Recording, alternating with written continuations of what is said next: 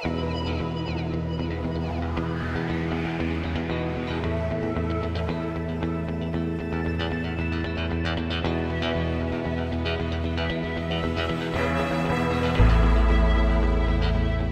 lawyers say Fernando Bermudez was falsely accused of murder after a fight outside a Manhattan nightclub.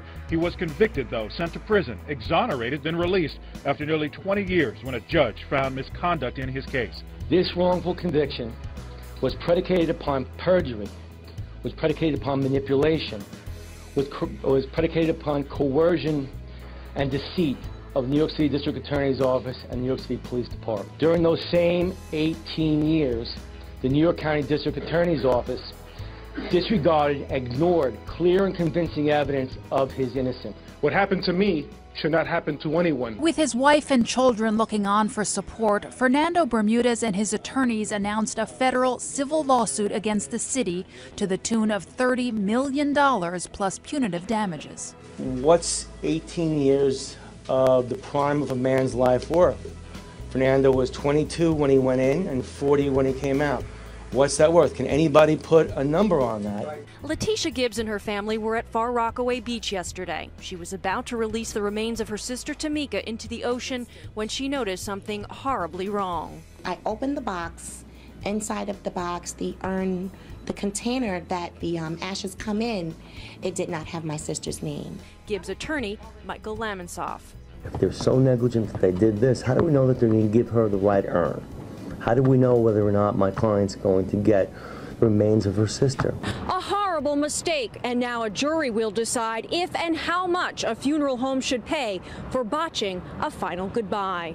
In Inwood, Adrienne Sapino, Fox 5 News. The minister is mistakenly detained, and now months later he says members of the NYPD are harassing him with anonymous calls to 911. Those calls are sending emergency responders to an apartment where there is no emergency. And those constant visits by the police leave the minister's family feeling threatened. Tim Minton's live outside the 43rd Precinct Station House in Soundview right now with more for us. Tim? Chuck, police sources say more than 20 calls to 911 with apparently bogus calls have gone through in just recent weeks, leaving the minister's wife and children, who are often home alone, now to say that they are afraid for their safety. They're very nice people, and I don't see why the cops and the ambulance and the police department have to be knocking on the door all the time. And then they knock on my doors to see if I know where they are. Michael Lamonsoff is the Del Valle's attorney in a lawsuit over the wrongful detention. What would you think if you had police officers coming to your door, not 1, 2, or 3 times a day, but 10 times a day, with charges that are simply not true? What would you think? Well, you'd think that somebody's trying to send a message to you. And I believe somebody's trying to send a message to this reverend, and that message is don't testify. Story. She's outside Brookdale Hospital in Brooklyn. Jen? Bill, on January 31st, 2 girls were born here at Brookdale Hospital within 4 hours. Both of their mothers had the first initial S and the last name Brown. And according to one of the mothers, the similarities led to a bizarre mix-up with a baby being breastfed by a woman who was not her mother.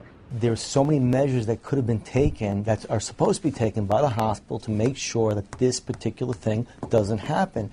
And they failed in every way. They weren't investigating. They were just assuming that she was a runaway. We're making a claim for the injuries of our clients. We have presently we have 2 clients that were victims of the collateral shootings at the Empire State Building for their injuries. We believe that they were direct bullets from the police, yes.